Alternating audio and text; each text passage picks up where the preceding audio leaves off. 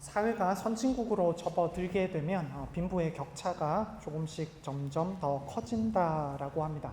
가진 사람은 그 가진 것을 더 별것 하지 않아도 더 가지게 되고, 가진 것이 없는 사람들은 아무리 열심히 일을 해도 제자리 걸음을 한다라고 하지요. 금수저라든지 흙수저라든지 이런 이야기가 나오게 된 것도 이런 이유에서 회자된 용어일 것입니다. 한국 사회의 빈부격차가 점점 더 커지게 되면서 사람들의 상대적 박탈감이 점점 더 도드라지게 나타나고 있습니다. 그런 것이 언어 생활에서 먼저 드러났다라고 할 수 있겠는데요. 세상에서만 부익부, 빈익빈 이런 것이 있겠습니까? 신앙생활에는 없겠습니까? 신앙생활을 하는데 누구는 조금만 기도해도 하나님이 잘 들어주시는 것 같고, 나는 아무리 기도해도 잘 안 들어주시는 것 같은 신앙생활에 부익부, 빈익빈 같은 것은 없을까요? 신앙 좋은 가정에서 자라면 다들 신앙을 잘 배우는 듯 합니다. 가정의 문화와 배경이 기독교 안에 튼튼하게 되면 자녀들도 신앙을 어렵지 않게 받아들이는 것을 종종 보게 되지요. 오늘 저희가 살펴볼 로마서 1장에도 신앙의 금수저 같은 사람이 한 사람 등장하는 것을 볼 수 있습니다. 바로 바울입니다. 고난에도 굴복하지 않았고 생명을 걸고 방방곡곡으로 말씀을 전하러 돌아다녔던 사람이지요. 내 신앙생활과 비교해보면, 신앙의 흙수저 같은 내 신앙과 비교해보면 이렇게 비교 대상조차 되지 않는 것 같은 대단한 사람처럼 보이기도 합니다. 큰 은혜를 한번 받아보겠다고 집회에도 계속 참석해보고, 교회에 이불을 가져다가 교회에서 자면서 기도도 해보는데 내 신앙생활은 제자리 걸음인 것만 같은 그런 생각이 들면 괜히 하나님 원망하는 마음이 생깁니다. 왜 바울 같은 사람한테는 단단한 믿음을 주시고 나한테는 이렇게 나이롱 같은 이런 신앙을 주시는가라는 생각을 해보게 되지요. 그러나 바울은 우리 생각과는 전혀 다른 말씀을 로마서 1장에서 우리에게 들려주고 있습니다. 오늘 우리는 로마서 1장의 인사말을 함께 살펴보려 합니다. 말씀 듣는 중에 우리 모두가 하나님의 부르심을 받은 자들임을 다시 한번 확인하게 되는 은혜가 있기를 소망합니다. 그리고 그 귀한 부르심에 반응하는 저와 여러분 되시기를 간절히 소망합니다. 오늘 우리에게 주신 하나님 말씀 로마서 1장 1절 그리고 5절부터 7절까지 말씀입니다. 제가 가진 성경은 신약 239면에 있습니다. 로마서 1장 1절 그리고 5절부터 7절까지 말씀입니다. 한 절씩 교독하실 텐데요. 제가 1절 읽고 여러분들 5절 읽으시고 한 절씩 그렇게 교독하시겠습니다. 신약 성경 239면에 있습니다. 제가 로마서 1장 1절 먼저 읽습니다. 예수 그리스도의 종 바울은 사도로 부르심을 받아 하나님의 복음을 위하여 택정함을 입었으니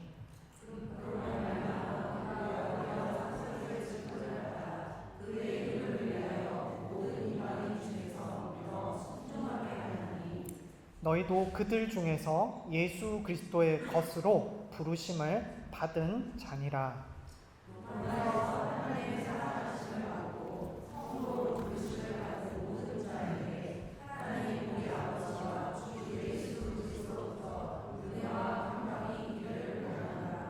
아멘. 같이 한번 기도하시겠습니다. 사랑이 많으신 주님 감사합니다.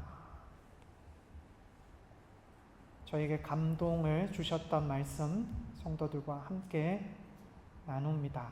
주님, 항상 설익은 밥처럼 더 준비하지 못했구나라는 마음으로 이 자리에 서지만 말씀은 하나님의 입에서 나오는 것이기에 부족함 다 뒤로 하고 하나님의 말씀을 다시 한번 붙듭니다. 주님, 동일한 마음으로 일주일 동안 연약하고 부족한 삶을 살았던 성도들이라 할지라도 주의 입에서 나오는 말씀을 갈망하는 마음으로 이 시간 바꾸어 주시고 성령의 기름 부으심으로 저희의 마음밭을 갈아엎어 주셔서 주님, 이 시간 예배할 때에 주님의 입에서 나오는 꿀송이보다 더 단 주님의 말씀을 받아 누리게 하여 주시옵소서. 주님, 오늘 또 말씀하여 주시고 저희로 그 말씀을 듣게 하여 주시옵소서. 감사드리며 예수 그리스도의 이름으로 기도드립니다. 아멘. 오늘 본문에는 부르심이라는 단어가 계속해서 반복되고 있습니다. 원문에는 형용사로 쓰였습니다. 부르심을 받은 이라는 의미, 그리고 불러주신 이라는 의미로 쓰였습니다. 이 부르심을 받은 이라는 이 형용사는 신약 성경에 11번 정도밖에 나오지 않는, 좀 자주 나오지는 않는 그런 단어입니다. 그런데 11번 중에 7번이 로마서와 고린도 전서에 집중되어 나타나는 것을 저희가 확인할 수 있습니다. 로마서에 쭉 이렇게 고르게 분포되어 있는 게 아니라, 고린도 전서에 고르게 분포되어 있는 것이 아니라 로마서와 고린도 전서 1장에 집중적으로 나타나 있는 것을 보게 됩니다. 아주 흥미롭지요. 로마서와 고린도전서 1장은 저희가 잘 아는 바와 같이 인사말입니다. greetings가 들어있는 부분입니다. 인사말에서 바울은 자기를 소개합니다. 그리고 자기를 소개할 뿐만 아니라 예수 그리스도 안에서 나의 신분이 어떠하다라는 것을 설명하는 그런 부분이 인사말에 들어있습니다. 거기에 그치는 것이 아니라 나는 주 안에서 어떤 사람이고, 그리고 너희들 또한 주님 안에서 이러이러한 사람이다라는 것을 설명해 주는 것이 인사말이라고 할 수 있겠는데요. 그 인사말 가운데 바울과 교인들의 신분, 영적인 새로운 신분을 소개하는 그 부분에 부르심을 받은 이라는 단어가 집중적으로 나타나고 있는 것을 보게 됩니다.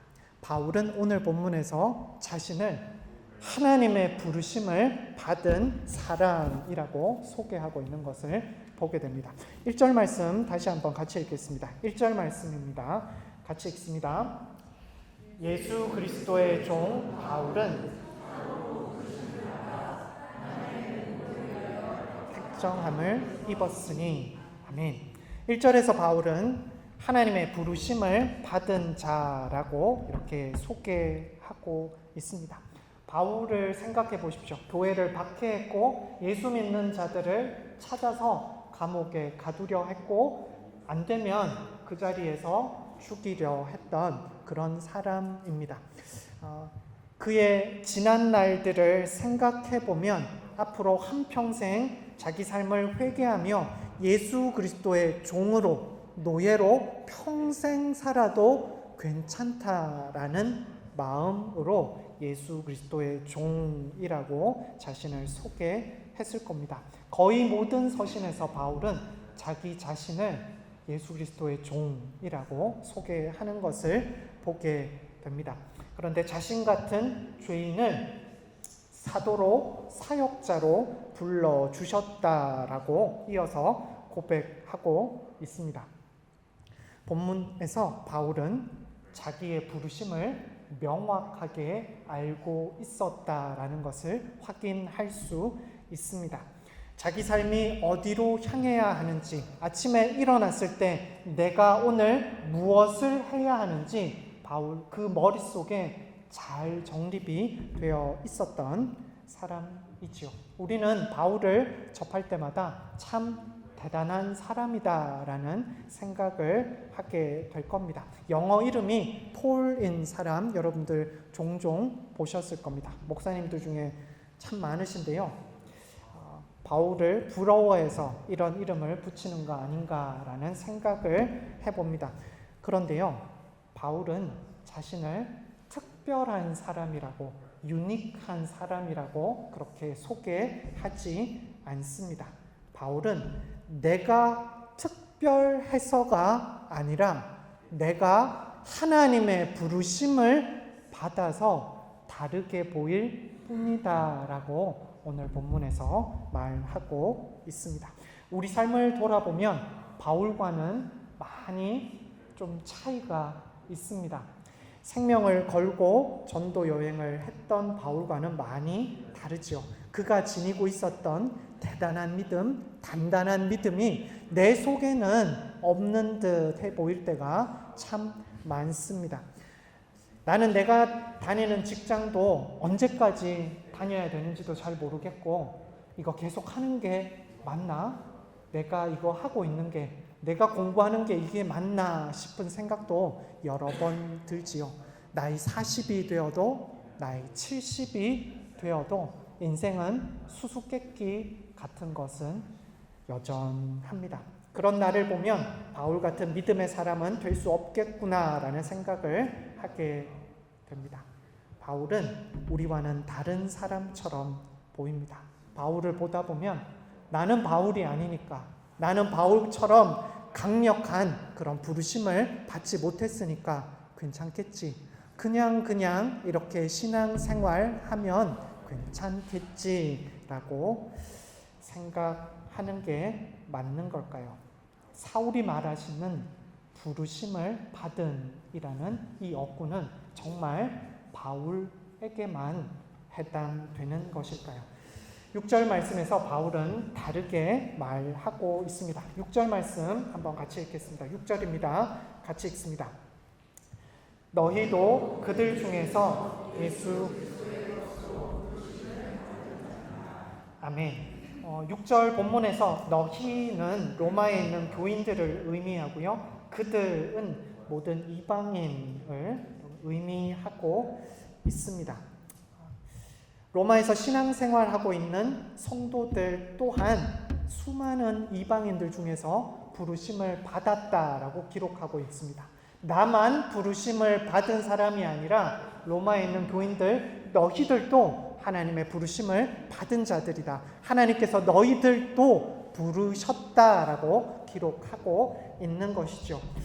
바울이 1절에서 부르심을 받은 할 때의 바로 그 단어를 오늘 6절에서 한 번 더 쓰면서 로마에 있는 교인들 너희도 나처럼 동일하게 하나님께서 불러주셨어 라고 말씀하고 있는 것입니다. 대단한 신앙인 바울만 하나님께서 불러주신 것이 아니라 로마에 있어서 일반적인 신앙생활을 했던 오디너리 신자들도 부르심을 받은 자들이라고 바울은 기록하고 있습니다.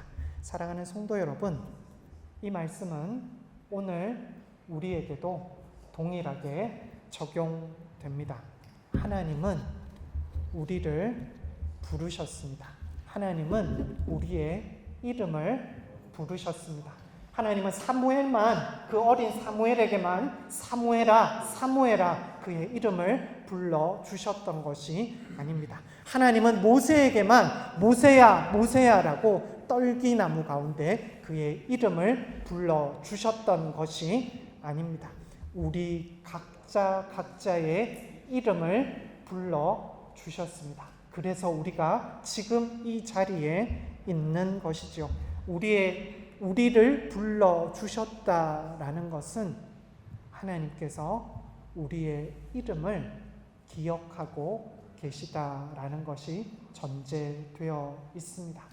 세상 사람들은 나를 몰라주는 것 같고 하나님도 나를 창조하시고 내 기도도 안 들어주시는 것 같은 생각이 들어도 하나님은 우리의 이름을 아시고 우리를 불러주셨습니다. 그렇기에 우리가 이 자리에 나와서 하나님을 예배하고 있는 것이죠. 세상에서 우리는 아주 일반적인 삶을 살아갑니다. 특별할 것이 없는 삶이고, 거리를 여러분이 지나가도 여러분을 알아보고 여러분의 이름을 부르는 사람이 거의 없습니다. 아주 평범하게 살아갑니다. 그러나 여러분, 영적인 세계에서 우리의 신분은 평범하지 않습니다. 하나님의 눈에 우리들은 똑같이 특별합니다. 하나님은 우리를 불러주셨고 우리의 이름을 기억하고 계셔서 우리를 하나님 곁으로 불러주십니다. 그것을 꼭 기억하시기 바랍니다. 한번 따라해서 해보실까요? 나는 부르심을 받았습니다. 나도 부르심을 받았습니다. 부르심에 대해서 우리가 착각하는 것이 있습니다. 신앙 좋은 사람들만, 사역자들만 하나님께서 부르셨다라고 생각하는 것입니다. 저 사람은 신앙이 좋아서 하나님께서 불러주셨고, 나 같은 사람은 대충 신앙생활 하다가 주님 앞에 서면 되겠지라고 생각할 수 있습니다. 그러나 여러분, 아닙니다. 바울은 6절 말씀에서 나를 사도로 불러주신 그 하나님, 그 동일한 단어를 가지고 로마에 있는 교인들, 너희들을 하나님이 불러주셨어 라고 기록하고 있습니다. 동일하게 그 하나님은, 사도 바울을 부르신 그 하나님은 우리를 부르셨습니다. 그리고 우리가 그 말씀 때문에, 그 부르심 때문에 우리가 이 자리에 있습니다. 사도로의 부르심과 성도로의 부르심은 무언가 삶의 양태가 다르게 나타날 것입니다. 그러나 모든 믿는 자들에게는 부르심이 있음을 기억하시기 바랍니다. 사랑하는 성도 여러분, 우리가 성도로서 부르심을 받았는데 그 부르심은 무엇입니까? 6절 말씀 다시 한번 읽겠습니다. 6절입니다. 같이 읽습니다. 너희도 그들 중에서 아멘. 성도의 부르심은 예수 그리스도의 것으로 부르심 받는 것입니다. 예수 그리스도의 소유가 되는 것, belong to Jesus Christ가 되는 것이 부르심인 것입니다. 내 삶이 내 것이 아니라는 것을 매일 아침 내가 일어나서 베개를 붙잡고 가장 먼저 할 일은, 내 삶은 내 것이 아니라 나를 불러주신 하나님의 것이라는 것을 나에게 설교하는 것, 그것이 성도가 매일 아침 해야 할 일이라는 것입니다. 나라는 사람의 죄성은 지옥에 떨어질 만큼 강해서 은혜를 받고 있는 중에도 정욕의 생각들을 할 수 있는 사람입니다.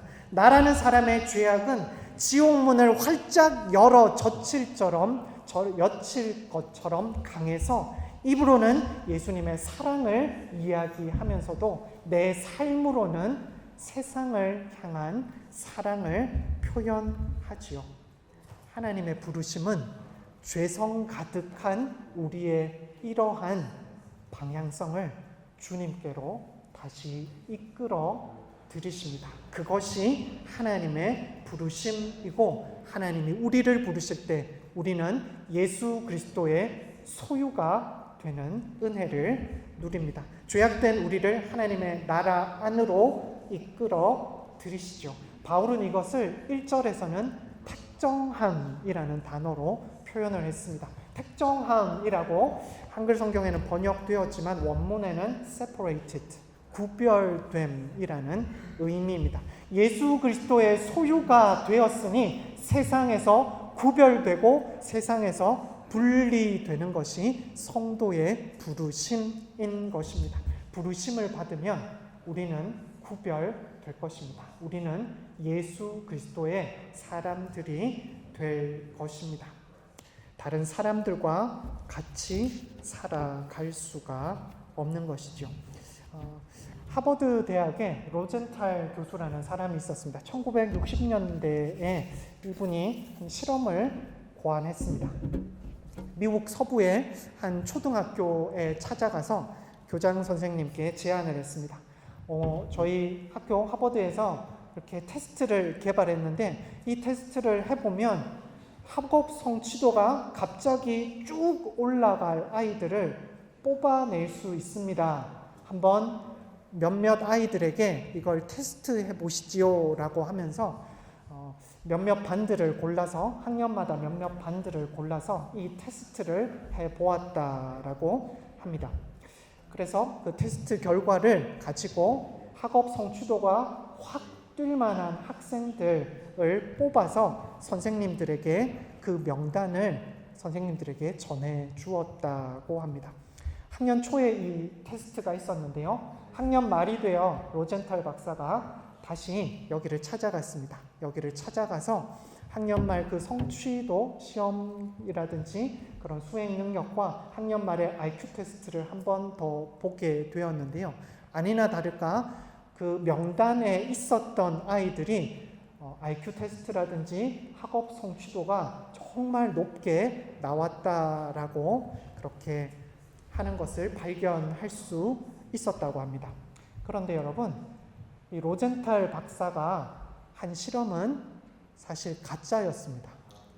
로젠탈 박사가 보고 싶었던 것은 선생님들에게 무작위로 반에서 20명 정도의 아이들 이름을 뽑은 다음에 그 명단을 선생님에게 넘겨주어서 선생님들이 무의식 중에 그 아이에게 관심을 가지고 그 아이에게 기대를 가지고 그 아이들의 이름을 부르고 그 아이들에게 친절함을 대했을 때 그 아이들이 정말 어떻게 바뀌는지를 사회 심리학적인 실험을 해보고 싶었던 것이죠. 무작위로 뽑힌 학생들은 재능이 없었음에도 불구하고 선생님의 말투, 선생님이 말하는 그 어감, 선생님의 조그만 관심과 기대, 다른 학생들이 있으니까 표시 내지 않고 하는 조그마한 그 차이가 아이들의 학업 수행 능력을 점프시켰다라는 그런 실험이 있었습니다. 이것을 로젠탈 효과라고 부릅니다. 사람의 기대가 아이들을 그렇게 그 자리에서 점프시켜주고 일으켜주는 그런 효과를 가진다라고 합니다. 사람의 기대가 이렇게 사람을 바꿀 수 있다면 하나님의 기대는, 하나님의 부르심은 얼마나 큰 영향력을 다른 사람에게 미치겠습니까? 선생님이 무의식 중에 평범한 학생에게 기대를 걸고 다른 눈빛으로 봐주었을 때 그 학생의 삶이 바뀌었습니다. 사람이 사람에게 거는 기대감도 이 정도의 힘은 있습니다. 우리 하나님이 우리에게 기대를 거실 때, 우리 하나님이 우리의 이름을 다정하게 부르시며 세상에서 우리를 불러내실 때 우리 삶은 어떻게 되겠습니까? 우리에게 대단한 자질이 없어도, 우리에게 탁월한 신앙인으로 자랄 모습이 보이지 않아도 하나님의 부르심은 우리의 삶을 온전히 바꾸어 놓을 것입니다. 하나님의 부르심을 받아 구별된다는 것, 전적으로 하나님의 은혜입니다. 부름을 받을 자격이 없는 자도 부르심을 받았을 때 온전히 그 부르심에 반응하여 하나님의 말씀 앞에 서게 될 것입니다. 오늘 바라고 소원하는 바는 그 하나님의 부르심을 저와 여러분이 깨달아 알게 되기를 간절히 소망합니다. 아무도 알아주지 않던 바울입니다. 바울 서신을 보면 바울이 말주변이 없었다라고 기록합니다. 그리고 오랜 지병이 있었다라고 하지요. 외경 같은 곳에 보면 바울이 저처럼 머리도 많이 빠졌다라고 그렇게도 기록을 합니다. 볼품이 없었고 말주변도 없고 지병도 있었던 그런 사람들에게 사랑받지 못했을 법한 그 사람, 하나님의 부르심이 너무나도 강렬했기 때문에 바울은 그 부르심에 순종하였을 때 그의 삶은 온전히 다른 방향으로 나아갈 수 있었던 것입니다. 그리고 그는 그 부르심에 붙들려 살았습니다. 사랑하는 성도 여러분, 성도이십니까? 모든 성도에게는 부르심이 있습니다. 부르심은 구별된다라는 뜻도 있지만 하나님의 사랑을 받는다는 뜻도 있습니다. 7절 말씀인데요. 같이 읽습니다. 로마서 1장 7절입니다. 같이 읽습니다. 로마에서 하나님의 사랑하심을 받고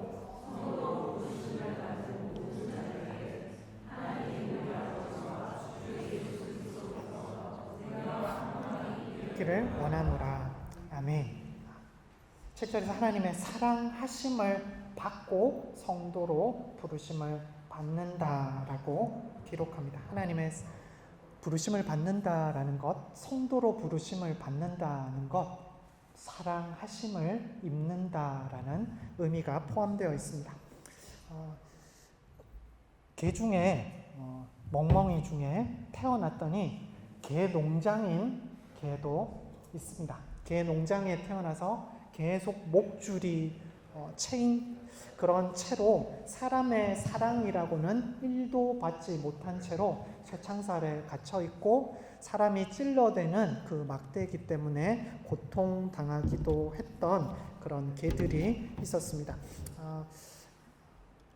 인권단체, 견권단체라고 해야 되나요? 그런 단체에서 이 개 농장을 이렇게 급습을 해서 이 개들을 구조해냈습니다. 그래서 이 개들이 입양이 되었는데요. 이 입양된 개 중에 딩동이라고 주인이 이름 붙인 개가 있었습니다. 밖에 나가지도 못하고 낯선 사람이 오면 이렇게 실례를 하고 막 소파 밑으로 기어 들어간다든지 그렇게 두려움과 무서움을 계속해서 보였습니다. 목줄이라도 이렇게 해주려고 하면 이빨을 드러내면서 으르렁거리면서 못하게 그렇게 했습니다. 조련사가 와서 목줄을 채우는 훈련도 하고 주인 무릎 위에 올라가는 훈련도 해보고 사람이 앉는 것에 별 두려움 없어 하는 그런 훈련도 해보면서 있었죠. 그렇게 훈련을 계속하는 중에 이 개가 알게 되었습니다. 이 주인이 나를 사랑하는구나 라는 걸 알게 되었습니다. 3주 정도가 지났습니다. 조련사가 찾아오고 3주 후 이 개는 처음으로 입양된 지 처음으로 바깥 산책을 하게 되었습니다. 사랑받는다라는 것을 알게 되었을 때 말하지 못하는 강아지도 삶이 다른 방향으로 흘러간 것을 보게 됩니다. 우리가 하나님의 사랑을 받는다면 우리의 삶도 우리가 하나님의 사랑을 알게 된다면 우리의 삶도 이렇게 바뀌지 않겠습니까? 나를 사랑하는 분이 계시다는 사실에 우리의 삶도 바뀌지 않겠습니까? 하나님이 내 삶을 보시고 기대하시고 사랑하신다는 그 사랑의 눈빛을 여러분이 느끼신다면 여러분의 삶도 달라지지 않겠습니까? 오늘 신디 집사님이 기도하셨는데요. 평소와 다르게 한글로 기도를 하셨죠. 오늘 특별히 아멘 소리가 컸던 걸로 저도 이 자리에서 들으면서 했습니다. 한글이 우리처럼 완벽하지는 않으나 한글로 해보려고 하는 신디 집사님의 그 마음과 그 자세에 우리가 아멘으로 크게 화답을 할 수 있지요. 우리의 조그만 것, 하나님이 우리를 향해서 사랑한다 그 말씀을 한마디 운을 떼실 때 우리도 힘이 나지 않겠습니까? 우리의 삶도 뭔가 달라지지 않겠습니까? 그 사랑이, 하나님이 우리에게 주신 사랑이 어떤 사랑입니까? 7절에 보시면 하나님의 사랑하심을 받고라고 스크린에 제 첫 줄에 기록되어 있습니다. 영어로 보시면 여기 ESV에는 are loved by라고 되어 있는데요. 몇몇 성경들에서는 beloved라고 되어 있습니다. 이 단어의 의미가 참 깊은데요. beloved, 사랑하심을 받은 이 단어, 복음서에서 주로 누구에게 쓰였던 단어입니까? 이는 내 사랑하는 아들이요 내 기뻐하는 자니. 예수님께서 침례 받으실 때 하늘이 열리고 하나님의 음성이 이는 This is my beloved son. 변화산에서 예수님의 옷이 하얗게 비치고 얼굴에서 광채가 날 때 This is my beloved son 이라고 하셨던 그 단어를 가지고 바울은 지금 로마에 있는 교인들을 향해서 You are God's beloved 라고 이야기하고 있습니다. 무슨 말입니까? 하나님은 우리를 사랑하시는데 하나님이 예수님을 사랑하시는 것만큼 우리를 보고 사랑하신다는 겁니다. 예수님은 그런 사랑을 받아도 되지 않겠습니까? 죽기까지 순종하셨으니 하나님의 사랑을 받아도 되지 않겠습니까? 그런데 우리는 아니지 않습니까? 제 삶은, 여러분의 삶은 아니지 않습니까? 예수님이 받아야 할 그 사랑, 저와 여러분이 받아야 합니까? 하나님은 지금 내 아들 독생자 예수를 사랑하는 그 사랑으로 너희를 사랑한다라고 7절에서 말씀하고 있는 것입니다. 다시 말씀드립니다. 하나님이 예수님을 사랑한다라고 말씀하실 때 쓰신 그 단어로 하나님은 우리를 사랑하신다 말씀하시고 우리를 불러주셨습니다. 이것이 하나님의 부르심입니다. 하나님의 사랑인 것입니다. 믿어지십니까? 하나님이 예수님을 사랑하는 그 강도로, 그 깊이로 저와 여러분을 사랑하신다라는 이 말씀이 믿어지십니까? 제 말이 아니라 성경 말씀입니다. 제가 미국에 있을 때 1년이 채 안 되게 같이 사역했던 교회의 담임 목사님이 계십니다. 되게 작은 교회였고요. 저희 교회 작년 한 3분의 1 정도 되는 그런 교회였습니다. 사모님이 진짜 똘똘하셨는데요. 딸이 이렇게 사모님을 이렇게 닮아서 아주 똘똘했습니다. 자녀들의 지능의 한 55%가 어머니에서 온다고 합니다. 나머지 40% 정도가 남자라고 해요. 이렇게 자녀가 똘똘하면 여러분을 따라서 낳았다고 여성분들 이렇게 자신 있게 말씀하시면 됩니다. 사모님이 똘똘하셨는데 딸이 정말 똘똘해서 미국에는 주에 대부분 한 주에 과학고등학교가 단 하나밖에 없습니다. 미국 한 주는 대한민국보다 크고 영국보다 웬만하면 큽니다. 그런데 그 큰 주에 특별 고등학교가 딱 하나 있는데요. 거기에 입학을 할 정도로 똘똘한 아이였습니다. 그 주에서 가장 유명한 또 주립대학에 진학을 했는데요.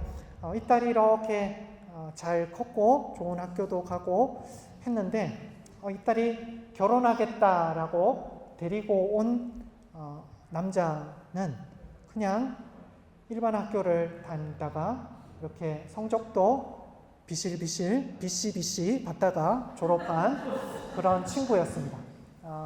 이 친구가 다른 직업을 잘 잡을 수는 없어서 그냥 경찰에 지원을 했고 경찰에 이렇게 될 수 있었습니다. 경찰이라는 직업을 무시하는 게 아닙니다. 지금 또 이렇게 또 괜히 집에 가셔서 목사님이 그랬어 하지 마시고 따님과 비교해서 사위가 이렇게 사모님께는 마음에 그다지 들지 않는 그런 사위였는데요. 제가 모셨던 이 목사님은 이 부족한 사위를 품으셨습니다.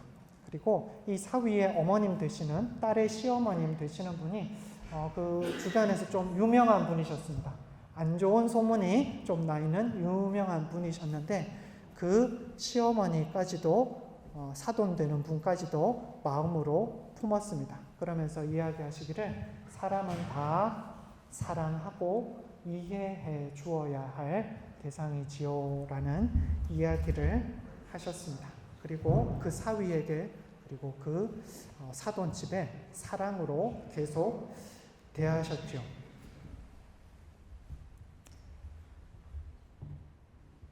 사랑이 많으신 주님 감사합니다.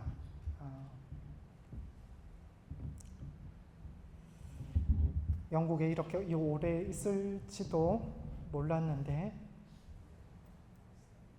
5년이 되고 10년이 되고 15년이 되고 어떤 분들은 20년, 30년 한국에서보다 더 많은 시간을 이곳에서 또 보내게 되었습니다. 주님, 하나님의 부르심이 어디에 있는지 저희들 여전히 알지 못합니다.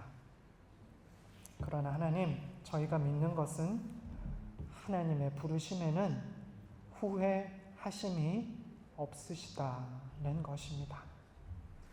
못난이 내 인생도 하나님은 부르셨고 지금도 후회하지 않으심을 다시 한번 믿으며 나아갑니다. 주님, 우리의 이름을 불러주시고 우리를 구별하여 내시며 우리를 세상 끝날까지 한결같이 사랑하여 주시는 주님, 그 하나님의 사랑의 바다에 다시 한번 저희가 들어갑니다. 주님 붙잡으시고 주님 은혜로 함께 하여 주시옵소서. 감사드리며 예수 그리스도의 이름으로 기도드립니다. 아멘.